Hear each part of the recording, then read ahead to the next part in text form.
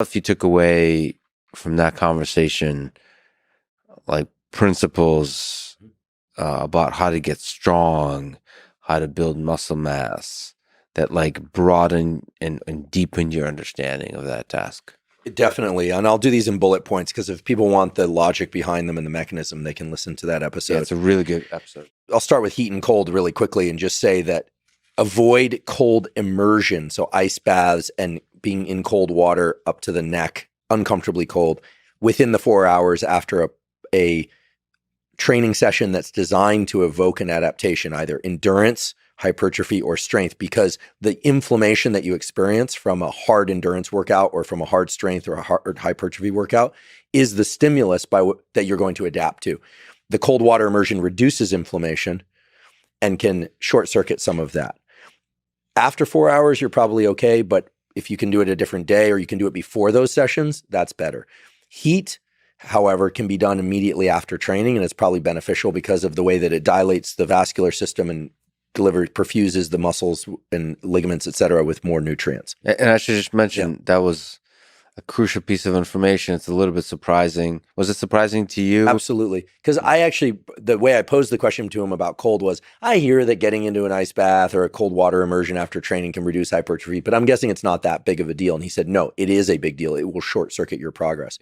Now, for people that are only interested in performance, who are doing a lot of workouts and trying to recover, but not trying to grow muscle, get stronger, or build endurance, then it makes sense to do cold. Like skill development or something. Skill development, or you're an athlete in season, so you have to, what's so great about Andy is he really points out the specific ways to train given your specific goals. So for getting swole, stay out of the ice bath after a workout.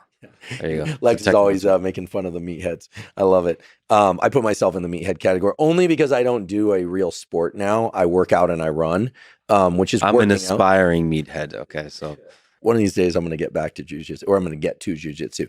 Now, in terms of training, he has this beautiful 3x5 concept for strength. Pick 3 exercises, compound exercises, multi-joint movements. Do 3 to 5 exercises for 3 to 5 repetitions per set, rest 3 to 5 minutes, and do that 3 to 5 times per week. And for details, you can, again, look to the episode. It's time-stamped. But what's interesting about this is 3 to 5 times a week is a lot for a muscle group. Squatting 5 times a week for 5 reps, meaning you're working pretty heavy, meaning you're close to failure, but not failure for strength generally. What Andy taught me is that people who are training mostly for strength can do these low rep type regimens frequently because most of the adaptation is neural. And because you're not pushing to failure in most cases, you don't get that sore. And so it's the motor neurons getting the muscle fibers to contract more intensely or with more efficiency in other ways that's leading to these strength gains. And this is why powerlifters can train every day or 5 days a week or 4 days a week.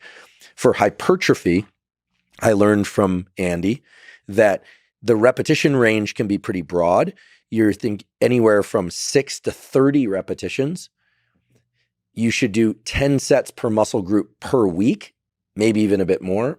So high volume. High volume, but you have to go to failure or beyond in order to stimulate growth. Why does it work at such a great range of repetitions? Well, there apparently are 3 ways that you stimulate hypertrophy and maybe more. One is tissue microdamage to the tissue.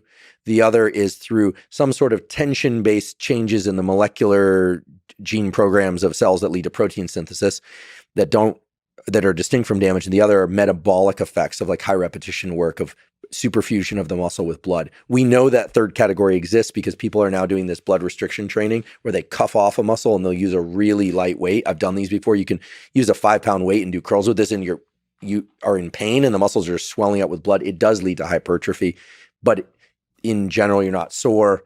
You're not doing tissue damage. And by the way, don't just tourniquet off a muscle because you have to use the proper cuffs because you need the blood still to flow in one direction. You can't just cinch it off or you'll potentially kill yourself if you get a clot or you do it wrong. So get the appropriate cuffs. They're out there. And then for endurance, I learned something really cool. So I work out, basically, I go to the gym every other day on average. 3 or 4 days a week I do that, but generally not 2 days in a row. It's workout. Next day I'll do cardio next day. And the cardio for me is always a 30 to 45 minute jog, kind of zone 2 cardio. Andy informed me that to build endurance while building strength and maintaining some muscle size, or even building muscle size, I would be wise to take 1 day a week and add to that all out max heart rate work for 90 seconds at least. So do 90 seconds, then rest, and then maybe do another 90-second all out sprint. I almost missed my flight going from Los Angeles to Austin. I did that all out sprint in the airport yesterday.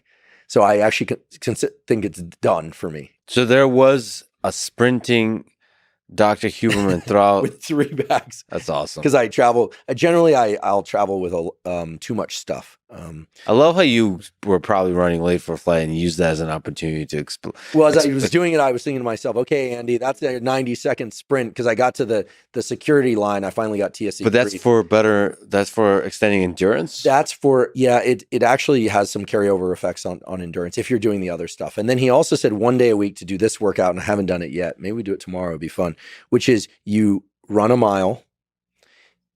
You ask yourself, how long did that take? Let's say it took 8 minutes. Then you walk or rest for 8 minutes. Then you run another mile as fast as you can, and then you rest for the equivalent period. And you do that 1 to 3 times once per week. So as an all-around fitness program, you could collapse this into something where you say, okay, you're going to work out with the weights for about an hour every other day. Maybe take 2 days off every once in a while, maybe not. You're going to do 6 to 15 repetitions. You're going to push to failure on some of those, not all, because some of those are designed to build more strength. You're not going to failure and heavier. Some are designed for hypertrophy, higher rep, and going to failure. And then on off days, you're going to jog for 30 to 45 minutes. But for 2 days a week, you're either at the end of your jog or whatever, you're going to do some all-out sprints for 90 seconds and then rest and repeat. And for another day, you're going to do these mile repeats. That's a pretty large chunk of exercise movement. But if you kind of thread through the middle of all that, what you end up with is some decent strength building protocols, some decent hypertrophy, some cardiovascular training that establishes the so-called A base or a so-called base. So you're not going to get really good at anything. You're not going to become a marathoner this way, an optimizing marathon. You're not going to optimize powerlifting. You're not going to optimize hypertrophy. But for the typical person, 75% of people, 75% of the time, they want some muscle, they want some strength, they want some endurance, and they want the capacity to sprint to the security gate without leaving a lung in the terminal. So it's for like functional stuff, like your life going up the stairs is easier, moving about, all the kind of just regular life. Yeah, and I should mention that cold showers after training don't seem to short circuit the training effect to the same extent that immersion in cold water does. And that really speaks to the fact that cold showers, even though they can provide some of the adrenaline for the mental effects of like, oh, I have a lot of adrenaline in my system from a cold shower and I can remain calm. There's utility to that. It's not going to have the same metabolic effects or other positive effects that cold water exposure has been shown to have. And that's unfortunate because most people have access to cold showers. Not everyone has access to a cold dunk or an ice dunk. But here in Austin, you have this place, and no, they don't pay me to say this, but I always like going to this place whenever I'm in town, this place, Kuya. And they've got a sauna and a couple ice baths, and they even have those salt tanks that you can float on the surface. They have ice baths there? They have cold water immersion. It's pretty cold. Still haven't done an ice bath. Really? I need to. Yeah, I need to. You're Russian. You'll probably get in and you won't even know. What is this? What's the big deal here? Exactly. Or people pay for this.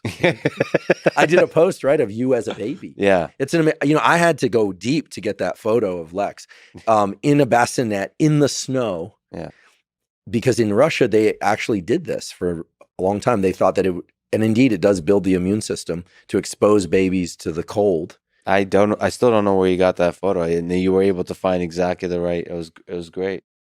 It's great research. You didn't have a tie on, but you had all the look and seriousness that you do now. So it's clearly nature nurture. Clearly you were born. What's happening, people? If you enjoyed that, then press here for the full unedited episode. And don't forget to subscribe.